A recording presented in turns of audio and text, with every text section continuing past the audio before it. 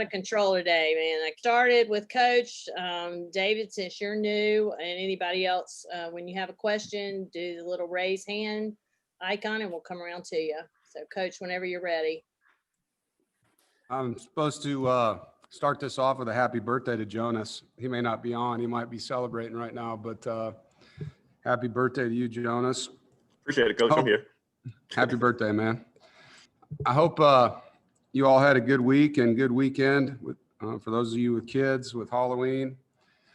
For us, it was a really good week of reflection, a chance after 6 straight weeks to self-scout, first of all. It's where we started, and really digging into our own film and giving us time to take the time needed to study offensively, personnel plays, efficiency on plays, formations, tendencies, back sets, tight ends, wide receivers, all the different things. And to get some rest and recovery and be able to reset, on defense, same thing. You studying yourself, how you're defending formations, where are you having problems, what guys are doing well. And then to take that information and collect it, sit down as a staff and review it, and then put together, one-on-one conversations with players that have played a lot of reps and talk about our goals for our bye week practices and how we can improve fundamentally with each player, and having a plan for them to do that, and then building a practice schedule that allows them the time to do that. And felt like we had a lot of success that way. It was really good. The players were awesome about where they needed to get better. And we had enough time really for the coaches and the players to hit the reset. It's the midway point of our year. And obviously we're 4-2, 6 of our games, or 4 of our 6 games were on the road where we were 50%, and the 2 games we had at home, we won. But a lot, I think, has gone on, mentally for coaches and players and staff. You take, the COVID, the absences, you're going to play, you're not going to play, you're going to play, you're not going to play. You open with Louisville on Thursday. No, you open with them on Wednesday. No, we're going to change the schedule. You're going to open with Virginia Tech.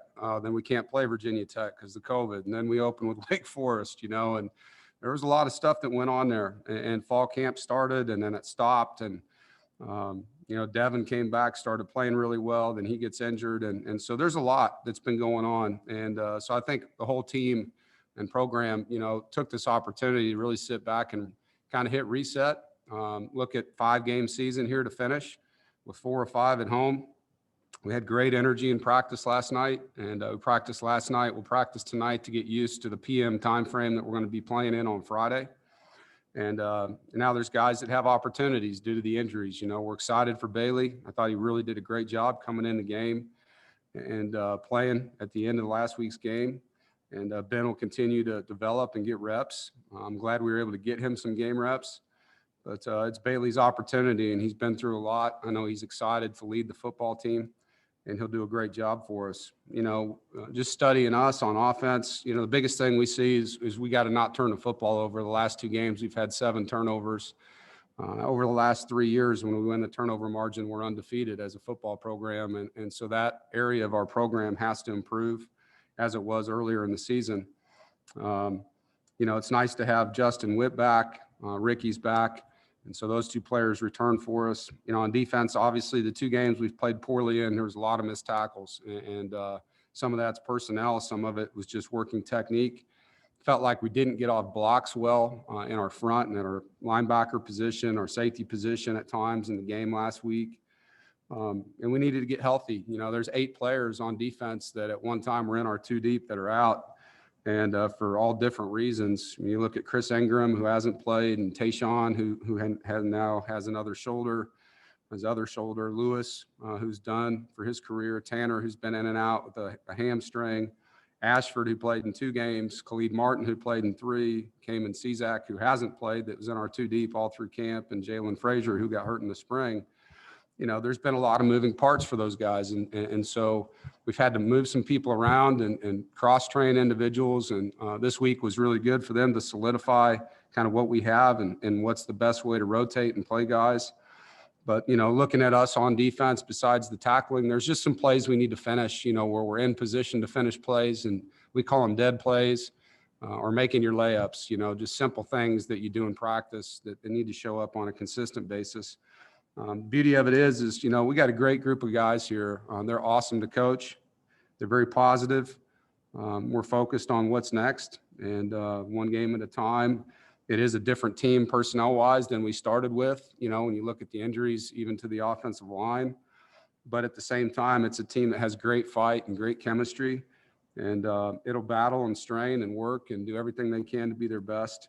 And I'm excited to help them get through and compete for these next 5 opportunities. Different segue. Obviously, tomorrow is a big day in our country, and our athletic department has given all of our athletes an opportunity to vote tomorrow if they haven't already and exercise their right to vote, and we support them in that. And just pray that everybody's safe. And obviously, we're still battling the COVID pandemic, and there's just a lot of things going on when you look at the news that, I think all of us need to be very cognizant of keeping each other safe and not making this worse than it is with the COVID pandemic. With that, really excited to play Miami. I think they're a really good football team. Derek King's a tremendous quarterback. They're skilled all over the field. Their defensive front is very disruptive, over 50 tackles for loss in their games, and typical Miami speed that you see on the field. I think King has changed their team. He extends a lot of plays with his legs. He's always going to have good people to throw to. Their tight ends are outstanding. I think, their coaches do a really good job schematically, and offensively they're super up-tempo, so you got to be ready for that. Defensively, they've got electric returners, and obviously Coach Diaz has done a nice job there. So look forward to that challenge and opportunity. Open it up. Any questions? Brett Friedlander. Yeah, Dave, given the spark that Ben gave you against Carolina, do you anticipate finding a role for him and using him in addition to Bailey, or are you basically a one quarterback kind of guy? No, I think there's always opportunities, to have plays for guys, not necessarily there. We haven't solidified that. And obviously I wouldn't want to say that and give Miami any ammo on what we're going to be doing. But, we need Ben to continue to get better. You saw when he had his package of plays, he was, like you said, moved the team. But when things got into a different mode, you could see it was a lot for him. And so we just have to be smart with Ben. And at the same time, Bailey operates our offense really well. I thought he threw the ball terrific in the game. And I think if you're going to do something like that, you just got to be smart about the flow of the game and not let one kid get out of rhythm, because rhythm is a big part of playing that position. And then as a follow-up, I guess you kind of sort of touched on that. Does Tim alter his play calling strategy depending on which quarterback's in there? And this goes to Devin as well with Bailey. Yeah. Or is it basically the same thing and these guys just execute it? No, I think when you get to the end of the week, Tim always asks them what their favorite plays are, what plays are they least comfortable with, and he keeps that in mind on his call sheet. There's certain things that Bailey may like and Ben doesn't. And so even if you're not rotating them, you need to know that, because you're an injury away from the other guy running the show. And so I think the call sheet does change, not really physically as much as mentally. Both of them can roll out right and left, and so that doesn't limit you. But it's more about where they're at, in the mental part of the game, on what they see in the pass game and handling protections and blitzes and all those things. Thanks, Dave. Good luck this week. Thank you. Jonas. Coach, you kind of touched on the schedule and the way things went last week when you were off. Because this week you guys are playing on Friday and then you guys are off tomorrow, so it's kind of crazy for everybody this week. Was that a kind of a blessing in disguise to be off last week so you could put in some extra work because you knew this week would be crazy and kind of condensed with everything going on? Yeah, it would have been challenging to play a short week game and have Tuesday off and not have that bye week leading into it. So, we were able to take the time off that the guys needed to get their bodies better, but also to, our first day we were on the field last week was all about us. We spent a lot of time in individual working on fundamental technique, and then we got into some 11-on-11 correction periods to work on things that have hurt us throughout the year or things we want to clean up, and situational too, third down, red zone. We were able to get back into those things. And then the next day we were able to clean up a little bit more and then move into our Miami introduction. And then when we came back last night, it was all about our game plan. So, last night and tonight will be our typical 2 work days of the week with tomorrow off. And then when we come back Wednesday, it's game week Thursday in their mind. And just a follow-up question about tomorrow, and this might be a better question for the players, but do you know if the players are gathering or going to the polls together? Are you guys organizing anything for tomorrow? You know, a lot of our guys have voted already and talking to them. I know several of them will vote tomorrow, but, you know, we have so many players that are on absentee ballots because of where they're from that they can't go to their homes, you know, to do that. So I think you'll have a mix of guys voting tomorrow and guys that are not. But there are several players that are doing community service, I know, tomorrow to help out in the community as well. So, you know, we've turned it into a day of not just voting, but some of the guys wanted to get out in the community and help out. Appreciate it, Coach. Andrew. Yeah, I wanted to follow up on the voting question. I know you guys have had your voting initiatives in NC State athletics. What, in your mind, is the importance of voting and of young people understanding that? And what have you said to the team about that? You know, I didn't have to say much. You know, Pac United led that charge on campus, and our SAC student athletes were very involved in that. I know Isaiah Moore and Grant Gibson. Behind the scenes, we're talking to their teammates about the importance of it. You know, from my standpoint, it's kind of hard to complain about things publicly if you're not a part of the process of electing the official making those choices. And so I think it's just a chance to have buy-in on what you stand for and to learn about the issues that all the different parties represent and, you know, put your name on it. You know, I think that's the biggest thing for these young people to understand that they do have a big piece of this. And there's so much that affects all of us, you know, for them to be involved in that process. It's important for them. Corey Smith. Dave, you mentioned earlier that Justin Witt returning against UNC, didn't see him on the depth chart. I didn't know if there was any status update for him going into this game or not. Yeah, that's an error on my part. Sorry about that. Yeah, he will play in this game. You know, last week he was able to return to practice like Wednesday and had been out a long time. So he only played about 12 snaps in that game. It was more about getting him back in football conditioning. But because Tyrone was out, Derek Eason was out, Tim McKay was out. So our three backup tackles we normally have, and we've had to move Icky back to tackle because of that. When Tyrone went down, you know, it was great to have Justin available and was proud of him and excited for him, you know, to be back and be able to help us because I know it's been a long road. He's dealt with a lot of different things injury wise. So he is in the too deep there. Okay. And another question completely different from that. Manny Diaz obviously has a little bit of history with NC State. You know, you at this point haven't faced him as the head coach at Miami. You know, what do you know about his history at NC State and you know, what have you seen from his defense and that type of philosophy that he brings as a head coach as well? Yeah, I've known Manny a long time. We recruited the same areas in Florida when I was at Wisconsin, got to know him as a coach and have always respected him, gotten to know his wife. I think they're really good people. I know they love Raleigh. Has a lot of great things to say about his time here. You know, as far as a defensive coach, he's always been very aggressive. Did coach against him in a bowl game when he was at Mississippi State. So, you know, a lot of blitzes, defensive line, very aggressive, you know, a mix of man coverage and what we call cover six and man free. But, you know, it's what you would think you'd get from a Miami well-coached defense. They're aggressive. They run to the football, you know, they pressure a lot and they've got good defensive linemen. Thank you. Yep. David, what you got? Hey, Coach. First, just want to introduce myself. My name's David Thompson, which I know fits. How are you? I'm doing good. It's my first day here with USA Today Network. I was just curious. There's some reports for Miami that they've had several players now test positive for COVID. I know there's nothing you personally can do about it, but do you have concerns when a team like that is traveling to play your team? You know, I think the protocol is in place where we're testing 3 days a week and particularly testing on Friday before they leave, protect us in that. So I don't know, going into our 7th game now, I don't feel, you know, nervous. It's something you deal with every week and we deal with it here. I think we're all under the system of trusting our healthcare and knowing that the tests that are in place protect us all and not just players, staff, you know, I mean, we're all in this thing together. Casey Hintz.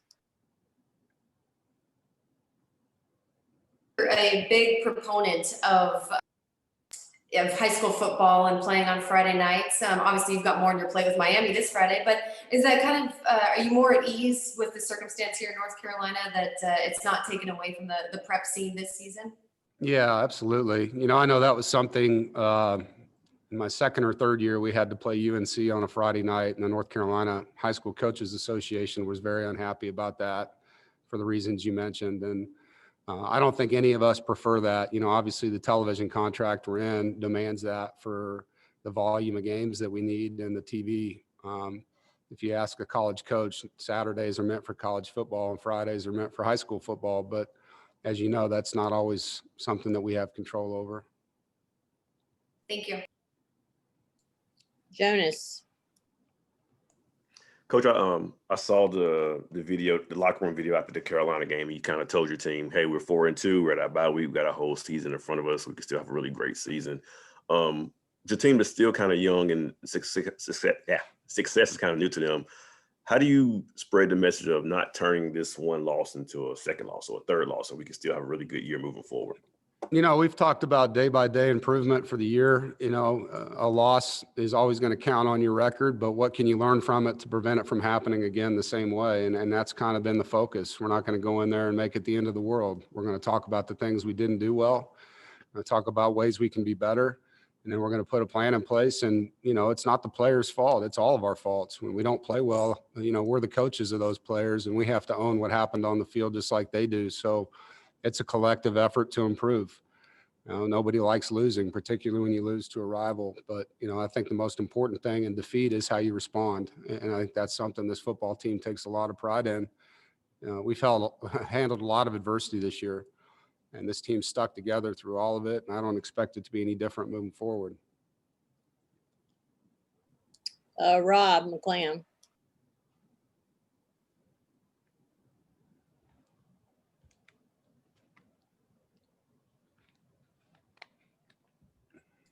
Okay, we'll move to Charlie Mickens.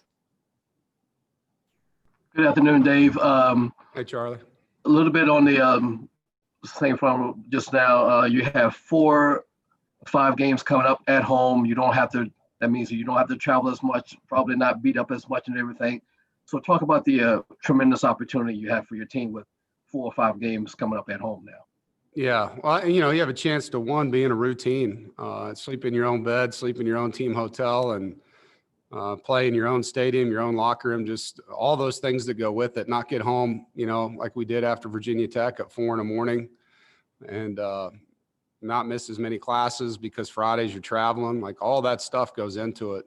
And I think it gives our guys a chance to finish very strong. Obviously Miami is going to be a tough opponent here coming in, and we're excited about that challenge. But I think, as hard as it was at the beginning, coming out of, a 6-game schedule with 4 of those 6 on the road, and to be 4-2 with all the injuries and things we've dealt with, to know that your 4 of 5 of your finishing games are at home, it puts you in a pretty good place mentally, to have a great finish. Now we got to go get it done, and that's where we're going to have to do a great job here of playing to the best of our ability and guys staying focused and not letting one game affect the next.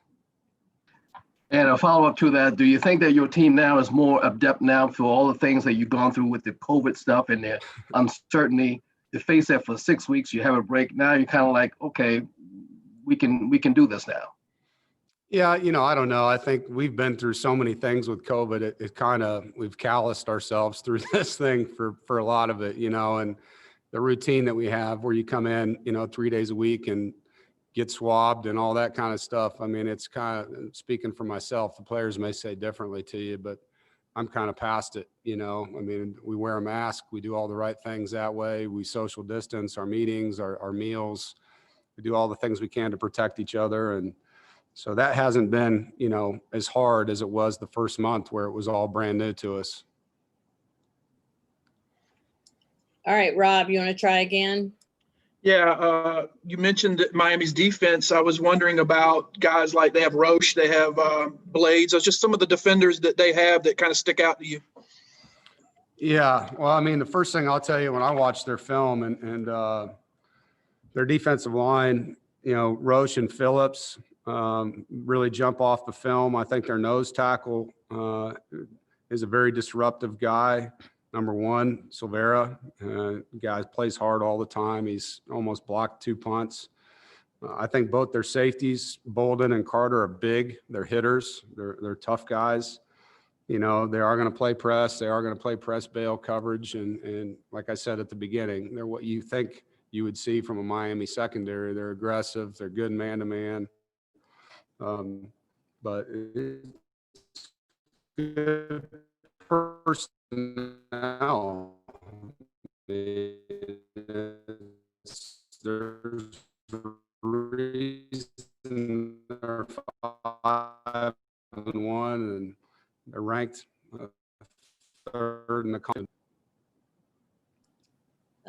Does anybody have anything else? All right, Coach, thank you. Thanks, everybody. All right, you guys have a good week. Dave. Good. Thanks, Annabelle.